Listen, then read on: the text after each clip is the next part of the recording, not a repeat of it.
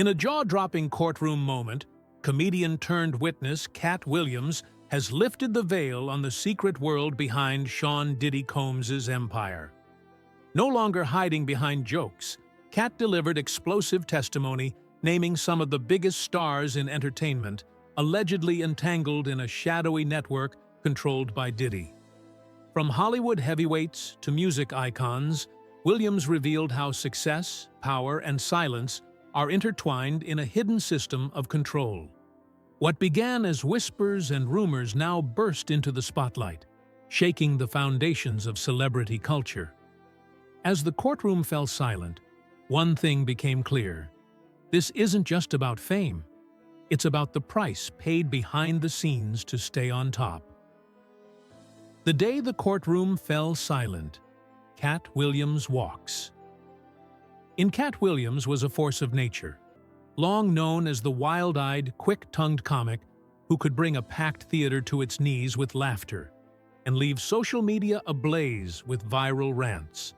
For years, he had been the loud, brash voice in the room, daring to say what others only whispered, often wrapped in biting humor and satire that made uncomfortable truths easier to swallow. But on this day, that persona was stripped bare. The man who once wielded laughter like a weapon now carried something heavier, the weight of truth under oath. As the courtroom doors swung open, all eyes turned. There was no flashy entrance, no entourage or flashbulbs, just Katt Williams, clad in a sharply tailored suit, moving with solemn purpose. In one hand, he gripped a simple manila folder, worn at the edges from use, and in his eyes burned an intensity that silenced the room immediately. The energy shifted palpably. The air thickened. This was no longer the stage for comedy. This was a federal courtroom, and Katt was no longer a jester, but a witness with the power to shake a carefully constructed empire. From jokes to justice, the hidden truth behind the punchlines. Katt Williams opened with a statement that cut through the silence like a knife. "Let me say this one time under oath and without any punchline," he declared, his voice calm but unwavering. "I warned y'all years ago, and you laughed." The words weren't just a throwaway line. They were a challenge, an indictment. For over a decade, Katt explained, he had been dropping hard truths into his routines, masked as comedy. People laughed at the surface, but failed to listen to the gravity beneath. "It's easier to laugh than to believe," he said. "When you make people laugh, they forget to listen." But I wasn't just telling jokes. I was slipping facts between the punchlines. He painted a picture of a secret world, a pattern that had remained hidden in plain sight. For years, the same group of celebrities would be quietly invited to exclusive, behind-closed-doors events that were never publicly announced, guarded by velvet ropes and silence. After these disappearances from the public eye, something strange would happen. Overnight, careers would skyrocket. Actors landed blockbuster roles, comedians booked stadium tours, musicians signed deals with major labels or got radio play without the usual grind. Awards followed, distribution contracts appeared out of nowhere. The dark gatekeeper, Sean Diddy Combs. The answer sent a ripple through the courtroom and tightened the silence further. Sean Diddy Combs. But Katt was quick to clarify. Diddy wasn't just the music mogul, the business tycoon, or the entrepreneur everyone knew. According to Williams, Diddy was something far more dangerous. The gatekeeper to a shadowy, opaque world lurking beneath the glossy surface of fame and fortune. "This ain't about music anymore," Katt said, his tone dropping low, almost a whisper, but charged with menace. "It's about control, who you know, what you're willing to do, and what you'll keep quiet about." Diddy, Williams testified, was the architect of a sprawling network where power wasn't measured in chart-topping singles or album sales, but in secrets and silence. The parties Diddy hosted were no ordinary celebrity soirees. They were initiation ceremonies into a clandestine system where leverage was king, loyalty was currency, and silence was the price everyone had to pay. "This man doesn't just throw parties," Katt said. "He builds kingdoms with them. It's like a shadow court. You walk in one way, you come out another. Changed, compromised, bound." Parties as initiation, the hidden rituals. Behind the velvet rope, Katt described these parties not as mere social gatherings, but as orchestrated rituals designed to manufacture power and submission. Upon arrival, guests' phones were confiscated, erasing any chance of documenting the events. Hidden cameras, tiny, almost invisible, captured everything, recording secrets that could later be weaponized. "You walk into these rooms clean," Katt explained. "You walk out carrying something you can't wash off. Footage, photos, promises you made, things you said. That's how they keep you in line." He alleged that Diddy didn't just passively collect dirt on people, he actively manufactured it. He wielded it as an insurance policy against betrayal or disobedience. In this world, trust was currency, but leverage was king. Williams detailed how careers that exploded seemingly overnight weren't simply products of talent or luck. Behind the scenes, there was a machine at work, a machine that could greenlight projects, book stadium tours, and push artists to the front of the line, all while ensuring that the participants toe the official line. Hollywood's manufactured stars, the pattern of sudden success. Katt Williams didn't mince words as he laid out a pattern that, to those paying attention, was glaringly obvious. The kind of overnight success stories plastered across entertainment headlines were rarely just about talent or hard work. Instead, they were carefully orchestrated moves by an unseen hand pulling the strings behind the scenes. "Look around," Katt said, eyes sweeping the courtroom. "Actors land green-lit movies without the grind. Comedians jump straight to stadium tours like they skipped every step before. Musicians get radio spins out of nowhere. No promo, no hustle. Just instant airplay on Diddy-affiliated stations." The public's perception, Williams argued, was a grand illusion. The myth of meritocracy, where hard work supposedly paved the road to fame and fortune. But the truth was far darker and more complicated. Many of the stars named in this trial wouldn't have sold out a high school gym without the backing of Diddy's covert machinery. Yet, the narrative was carefully crafted to mask this coercive system that dictated who rose and who fell.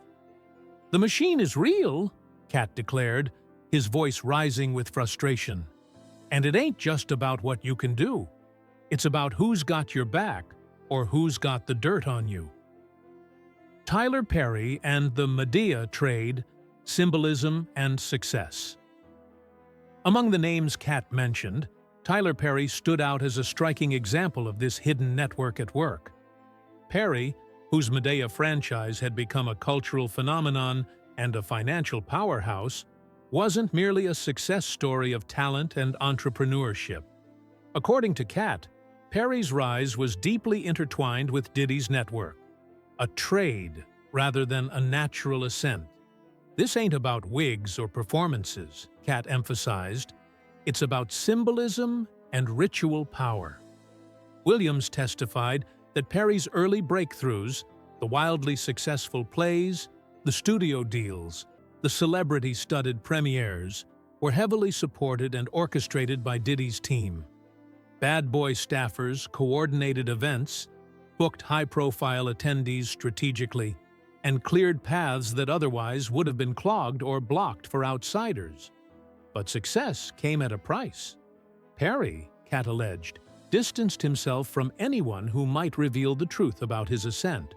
refusing to associate with those who could call out the system. The transformation wasn't just professional, it was personal and symbolic.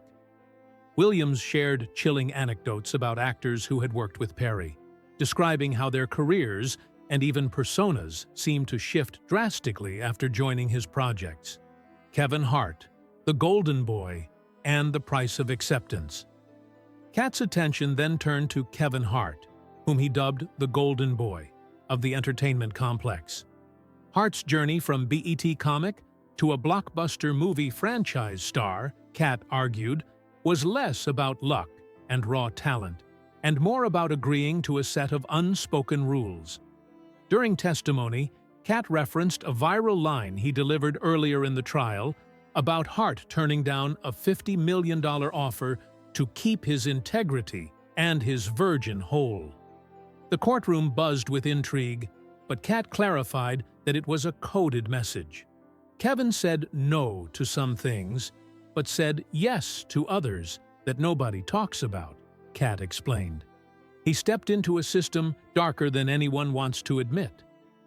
According to Katt, Hart's career surge coincided closely with his involvement in parties linked to Diddy's vast investment and influence network.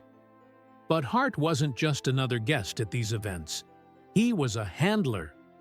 His role was to make new recruits feel comfortable, guiding them through the initiation process, keeping the system running smoothly without exposing its inner workings.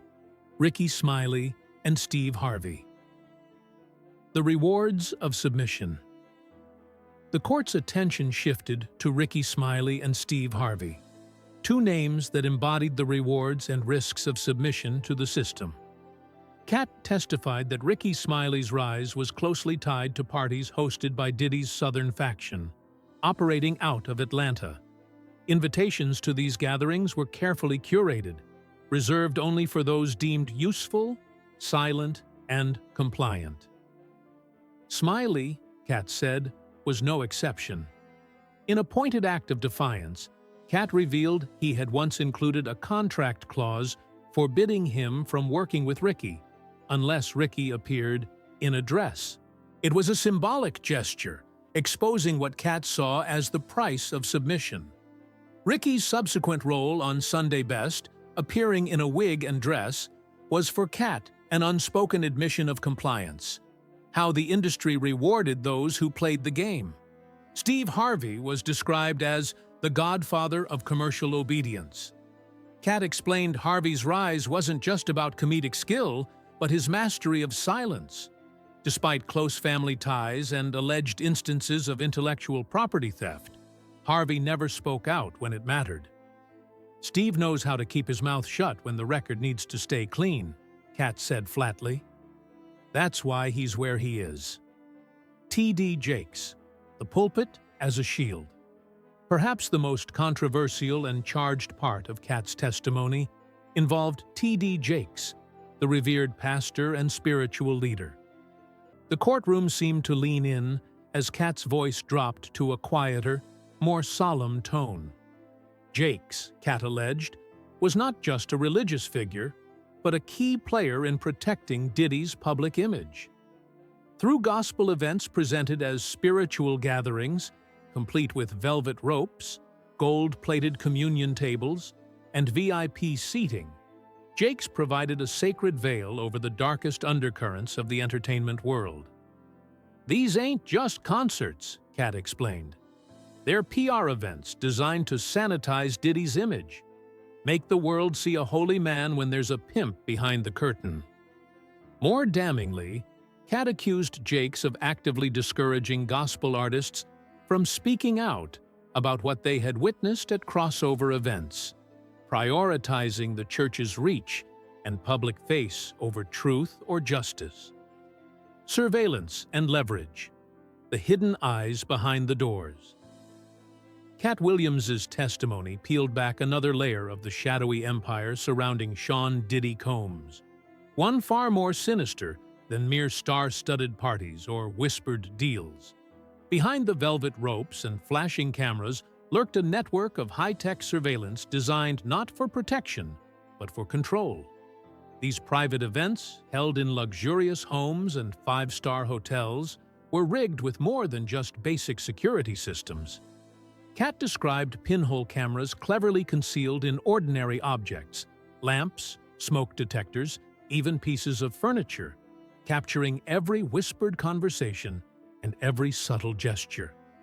Tiles in bathrooms and ceilings were secretly embedded with encrypted recording devices that sent footage off-site, creating a digital vault of secrets so secure it seemed impenetrable.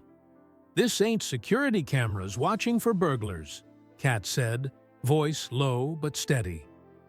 The stage is set for a reckoning. As Katt's testimony unfolded, the courtroom ceased to be a sterile arena of legal proceedings and became a stage for something much larger, a reckoning. What had long been whispered in smoky backrooms and dismissed as tabloid fodder now thundered into the public eye. The names Katt dropped, some beloved icons, others powerful gatekeepers, were no longer just celebrities. They were players caught in a systemic drama of power, influence, and survival, where silence wasn't golden. It was the heaviest chain. This trial was no longer simply about Sean "Diddy" Combs as an individual. It was a confrontation with the dark underbelly of celebrity culture itself, exposing how success can come at an unbearable cost. The question now wasn't just who controlled the empire, but what price the stars were paying to keep their place in the constellation. And in this courtroom, under oath and unblinking eyes, the truth was finally breaking free from the shadows.